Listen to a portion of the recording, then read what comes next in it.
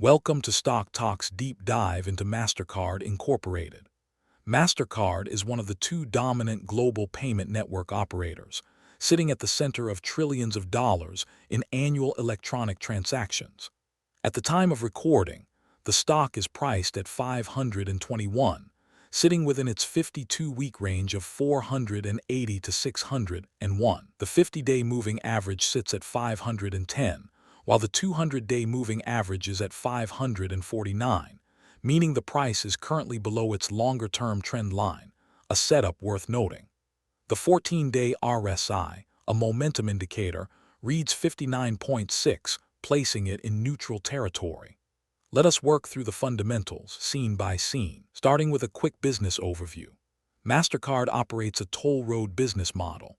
It does not lend money or carry credit risk. Instead, it collects transaction fees every time a consumer or business uses a Mastercard-branded card anywhere in the world, generating revenue from volume, cross-border transactions, and value-added services. The StokTok score for Mastercard comes in at 64 out of 100, a hold signal. Profitability scores a perfect 20 out of 20. Health earns 17, growth earns 16, smart money earns 8, and valuation, the most stretched dimension, scores just 3 out of 20. Now, valuation. The question every investor has to answer: are you paying the right price? At the time of recording, Mastercard trades a trailing price-to-earnings ratio of 31.56 times. That is the current share price divided by the last 12 months of earnings per share, and it is a premium multiple by any standard. The PEG ratio, which adjusts the price-to-earnings ratio for the company's growth rate, stands at 1.55. A PEG above 1 suggests the market is already pricing in meaningful growth, leaving less room for error. EV to EBITDA, a measure of enterprise value relative to operating cash generation, sits at 23.14 times again, firmly in premium territory. In our view, the economic moat here is exceptional. Mastercard benefits from a two-sided network effect where more cardholders attract more merchants, and more merchants attract more cardholders. That network is extraordinarily difficult to replicate. The GuruFocus value for Mastercard at the time of recording stands at 635.25, implying a margin of safety, the discount to intrinsic value, of approximately 17.94%. That discount is meaningful. Wall Street analysts at the time of recording have a consensus mean target of 655 across 35 analysts, with the high target at 735 and the low at 550, a recommendation of strong buy. The next earnings report is due April 30th, 2026, with the street expecting earnings per share of approximately 4.42. That is a near-term catalyst worth watching. On sentiment, the picture is mixed as of the creation of this video.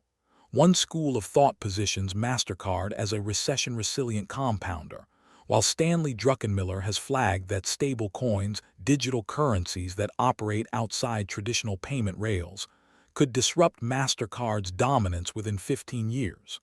That structural risk is not imminent, but it warrants monitoring. Relative to payment network peers, which have historically commanded elevated multiples given their asset-light, high-margin profiles, the current setup looks stretched on earnings but modestly discounted to GuruFocus Value. Moving to financial strength, how solid is the foundation? The Piotroski F-score, a 9-point checklist that evaluates profitability, leverage, and operating efficiency signals, comes in at a perfect 9 out of 9 for Mastercard. That is the highest possible reading, and it is rare. The Altman Z score, a model originally designed to predict bankruptcy risk, registers at 10.01, well above the safe zone threshold of 3. The company is not facing any meaningful near-term financial distress by this measure. On debt, the cash-to-debt ratio is 0.57, meaning the company holds roughly 57 cents of cash for every dollar of debt outstanding. That is not a fortress balance sheet in the traditional sense, and the debt-to-equity ratio of 2.46 reflects that Mastercard does carry leverage, a common structural feature in financial services businesses given their predictable cash generation. What provides significant comfort here is the interest coverage ratio of 27.03 times, meaning operating income is 27 times the size of the company's interest expense. That is a very wide margin of safety on debt service. The current ratio of 1.03, current assets divided by current liabilities, is essentially at parity, indicating the company runs lean on working capital, as one would expect from an asset-light network business. On balance, in our view, the financial foundation here is exceptionally strong. Next up, profitability. Is this business actually making money efficiently? We lead with return on invested capital, which measures how much after-tax operating profit the company generates for every dollar of capital it has deployed into the business. Mastercard's return on invested capital stands at 43.18%. That figure is exceptional by virtually any standard. For context, the broad market historically produces return on invested capital in the mid-single digits. A business generating 43% on invested capital is compounding shareholder wealth at a remarkable rate. The gross margin, revenue retained after direct costs, is 77.89%, reflecting the near-zero marginal cost of processing an additional transaction on an existing network. The operating margin is 59.51%, meaning nearly 60 cents of every revenue dollar flows through to operating income after running the entire business. The net margin, what survives after tax and interest, is 45.65%. That level of bottom-line conversion is extremely rare outside of software and pharmaceutical royalties. Perhaps most compelling is the free cash flow margin of 50.11%. More than half of every dollar of revenue converts to free cash that management can return to shareholders or reinvest. Mastercard earns a perfect profitability score of 20 out of 20 on our framework, and based on what we see in this data, that score is well-deserved. On to growth. Is this business expanding, and at what rate? Revenue growth over the trailing 3 years has compounded at 13.8% annually. Extend that window to 5 years, and the compounded annual growth rate rises to 18.3%. That acceleration over the longer window reflects the post-pandemic recovery in global travel and cross-border spending, which is particularly important for Mastercard given that cross-border transactions carry higher fee rates than domestic ones. Book value per share, a measure of the net asset value attributable to shareholders, has grown at 9.5% annually over the trailing 3 years. That is a slower rate than revenue, which is consistent with the company's aggressive capital return program. Mastercard has historically returned significant cash through buybacks and dividends, which mechanically reduces the book equity base. The dividend yield at the time of recording is 0.63%, a very modest income component. Mastercard is not a dividend story.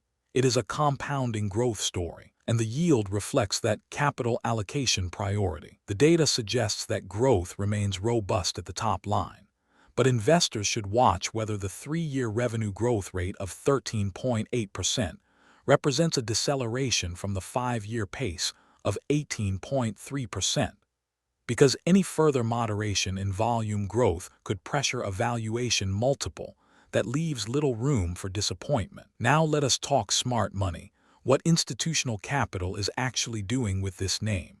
30 top-tier guru investors currently hold Mastercard in their portfolios, according to the data available at the time of recording. That is a high count of sophisticated, long-horizon holders.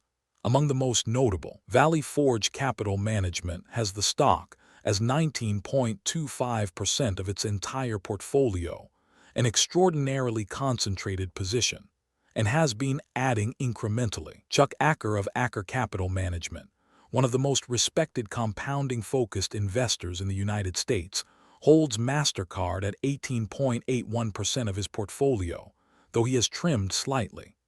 Guy Spear of Aquamarine Capital holds the stock at 14.77% of his fund with no change in position, a silent vote of conviction.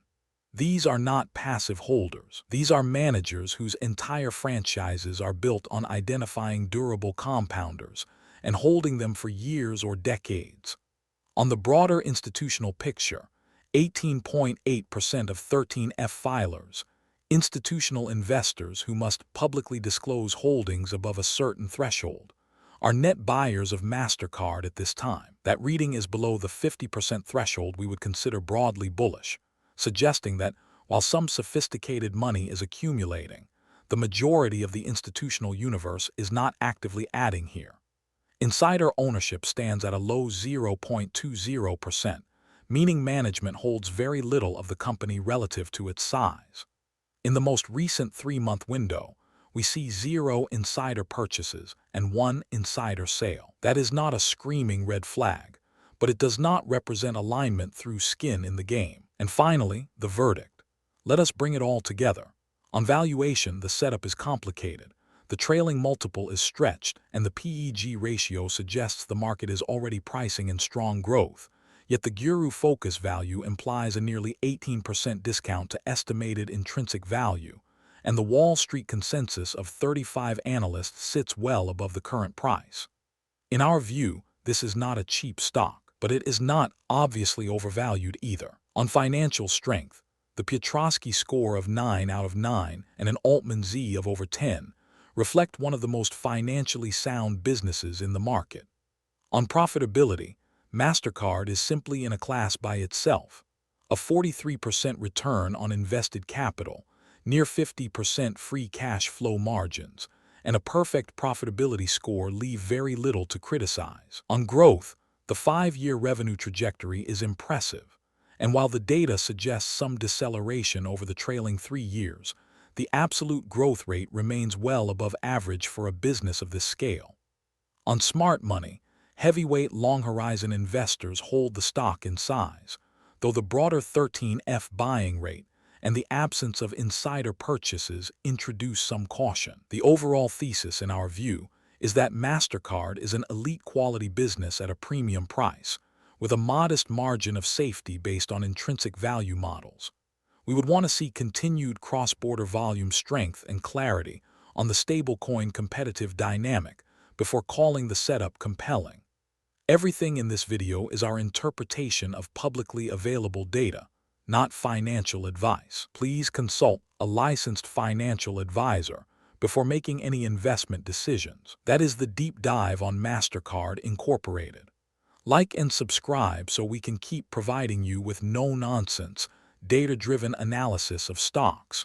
We will keep updating our videos as soon as new data that affects the stock becomes available.